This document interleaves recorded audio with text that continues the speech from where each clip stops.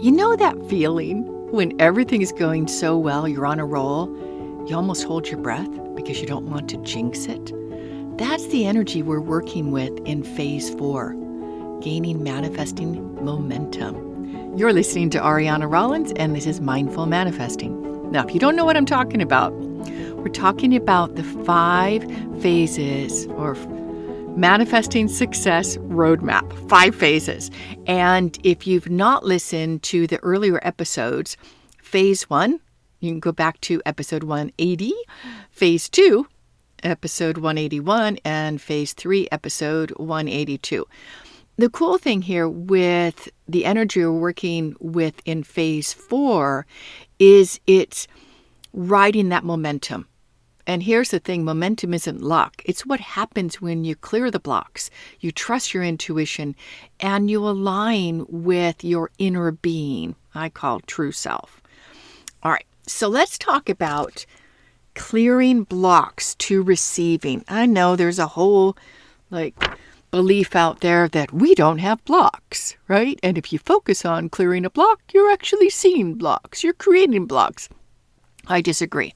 It takes awareness, it takes sensitivity, it takes knowing yourself to feel when resistance is happening. And a lot of people may not have that sensitivity, and that's okay. That's one of the things that I love teaching is developing that self-awareness and that sensitivity. So, clearing blocks, resistance, if you like that word better, resistance to receiving. After phase 3, remember that's episode 182, you've seen how focusing on nothing's changing just creates more of the same. Double checking, has that client paid? Or, let's look at my bank account. Let's look at how many subscribers. You know that routine. I've done it. Now we're talking about alignment, okay? Clearing the blocks so you can actually naturally receive what you're asking for.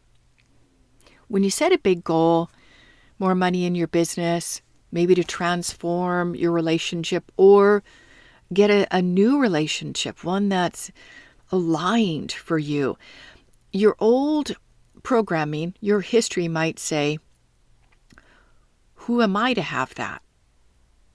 And that's subtle. We don't hear that. We just start to notice we're not taking the actions that would actually make that possible. Or we don't feel deserving when we see, let's say, going after new love. We don't feel deserving when we see a couple shopping together in the grocery store like, oh, gosh, they can have that, but I don't get that. I don't get that. So who am I to have that? Well, your inner being, your true self knows you're infinitely worthy. Infinitely worthy. You don't have to earn love. You don't have to become someone else for your life to start flowing.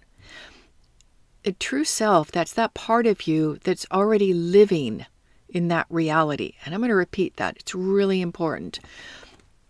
Our true self, the part of us that is the highest vibration, it's not the part of us that's living in a physical body, managing jobs, kids, homes.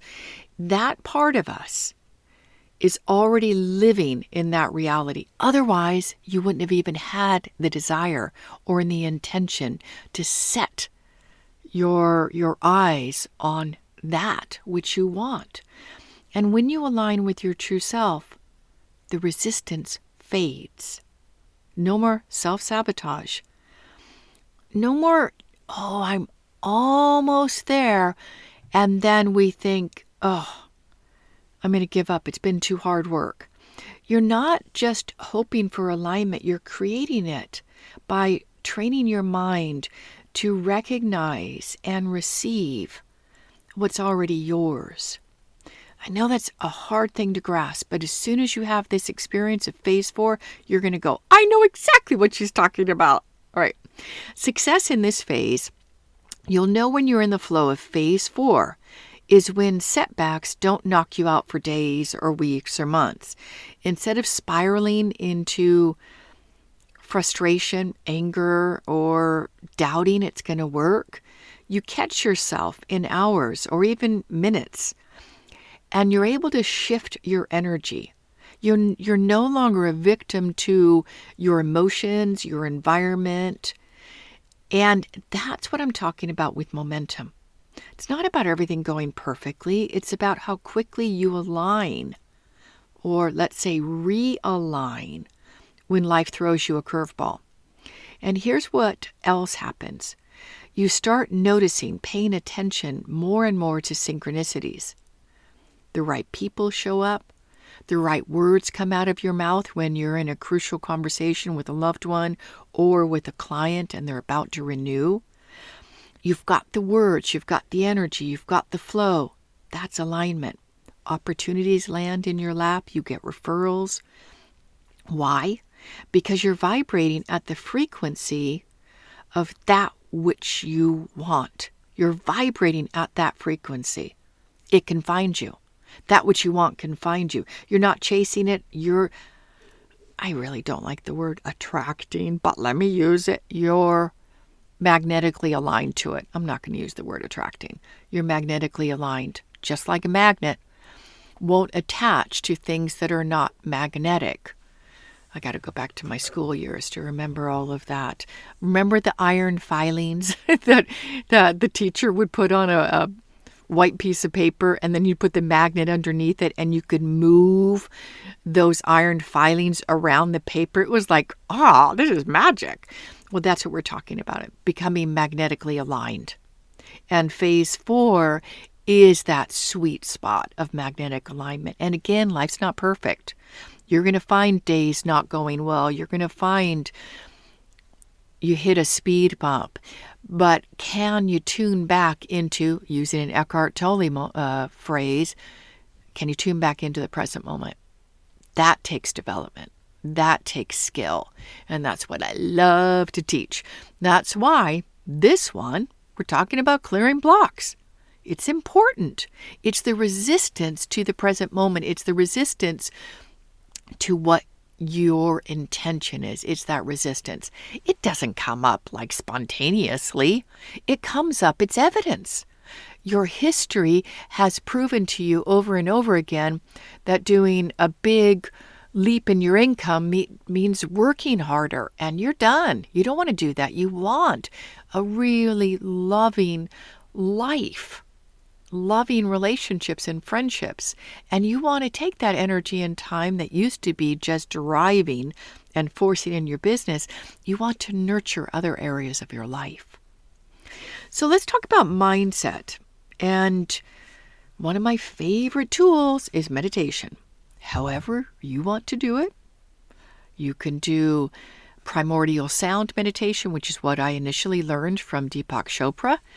You could do TM, transcendental meditation. You could do being very quiet, no words, maybe just listening to the air conditioning in the background, a constant sound vibration. I think that's an Abraham Hicks version of meditation. You could do a Dr. Joe meditation. You could put on music and just chill out. Meditation isn't just about quieting your mind. It's about tuning your energy to match what you want to create. That's how I see meditation. It's alignment. It's raising my vibration, raising my frequency. Think of it like this. Everything in the universe vibrates at a certain frequency, including your thoughts and emotions. And when you meditate, you're raising your vibration to match, let's say, your true self, because your true self is vibrating at a very high frequency, which is why sometimes in my programs that I teach, especially in the highest potential program where we focus a lot on alignment for true self, is that it's like we've elbowed true self out of the way, pushed it into the back seat of the car, and we're forcing, we're driving. And when we have that alignment where I like to see we're still driving, but true self is in the passenger seat, and maybe it's the navigator, and instead of using our phone or AI, we're tuning into true self, and it's guiding those key pivotal moments in our life, which direction to take. So because you're tuning in, you're raising the vibration, of your being, you're not chasing it. You are magnetically aligning with it. You're raising your vibration to match that which you desire. If you've been listening to my podcast even once, you know I've recommended Dr. Joe Dispenza's meditations. They're not for everybody. I mean, especially his more recent ones. They're boomy voice, they're loud, and it's like, this is meditation? No. His older ones, oldies but goodies, like tuning into new potentials or changing beliefs and perceptions, those are great. Those are the soft Joe. So it's designed, tuning into new potentials specifically, it's designed to help you dissolve old patterns and step into the energy of your future self. Now, if you can do this before you start your day, it can make a big difference. Now, tuning into new potentials, guys, is a 45-minute one.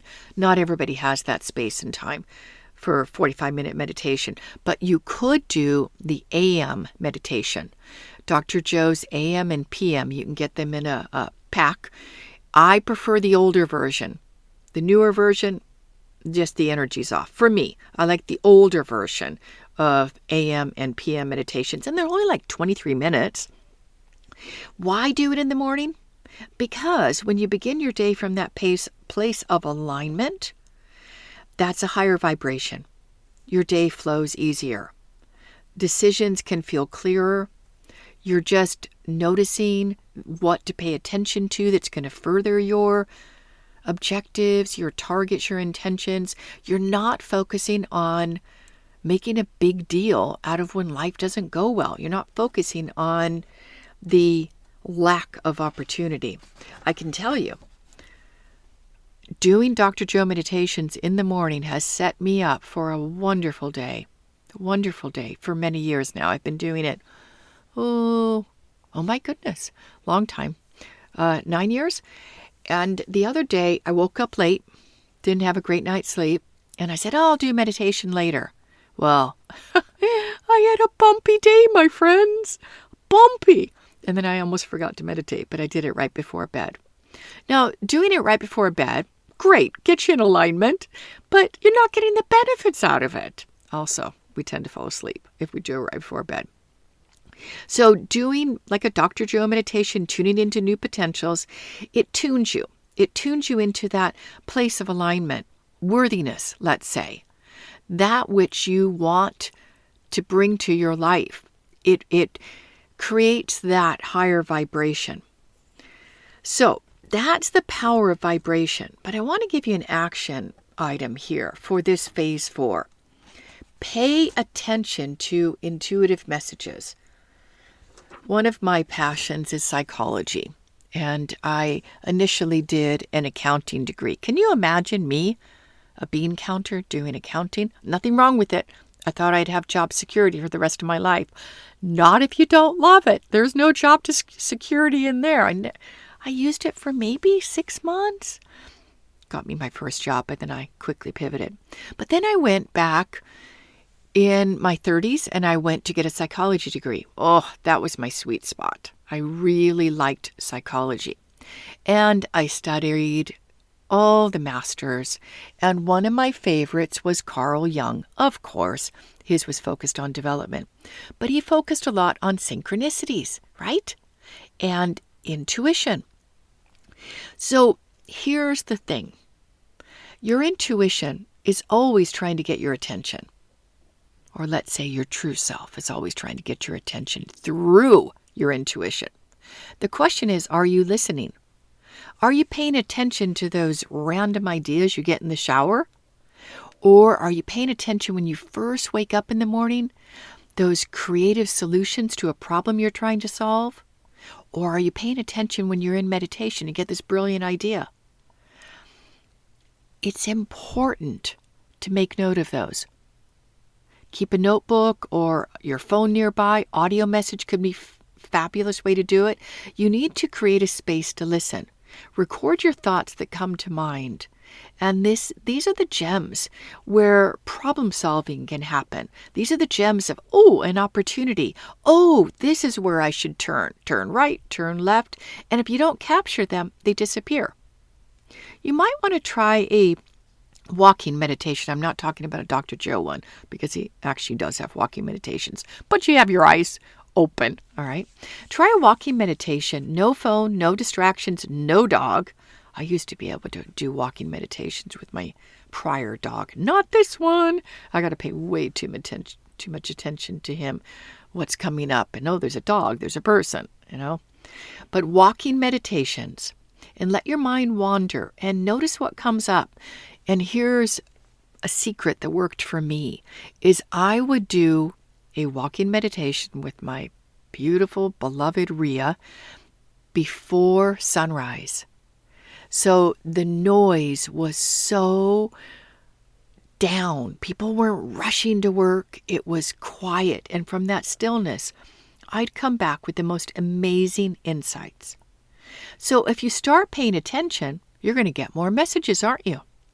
And when you get those nudges and you take action on it, you're going to get more messages.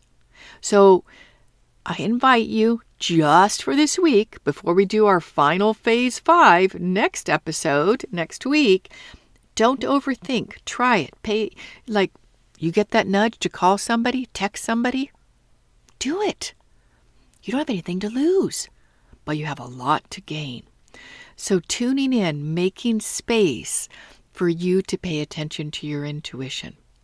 So as we start to wrap up, I'd like you to ask yourself, where are you still holding your breath? Where are you afraid of messing up the momentum? Here's what I know. Momentum isn't about controlling every step. For me, it's about trusting the process, and I've got a strategic way of doing manifesting. I trust that. It works. Taking aligned action and letting go of the need to force outcomes. I'm still working on that one, my friends. I think I need to listen to phase 3 again. That's all about letting go of trusting the outcomes. Forcing the outcomes. Trusting the outcomes. Ooh, Freudian slip there. That was funny. Your job isn't to make everything happen. I think your job is to be open to gentleness, be open to an easier path, and listening to your intuitive insights, and take the next step. Take that aligned action. And if we like to think about God, the universe, the quantum field, the vortex, your unconscious mind, if we think about that it handles the rest, we're in a good place, aren't we? If we can just allow, receive, trust. So take a deep breath, trust yourself, trust the process, trust the journey, and let the momentum carry you forward. And remember, as you confirm yourself, you chart your own path to success. And if you haven't got my freebie to kickstart your manifesting journey, I highly recommend it. There's a little guided meditation in there and a worksheet. I still do it to this day. I love it. Go to mindfulachiever.com, mindfulachiever.com. And if you don't have my book, Mindful Achiever, it's a great way to stay tuned into this frequency. So much love. Thanks for listening. Bye for now.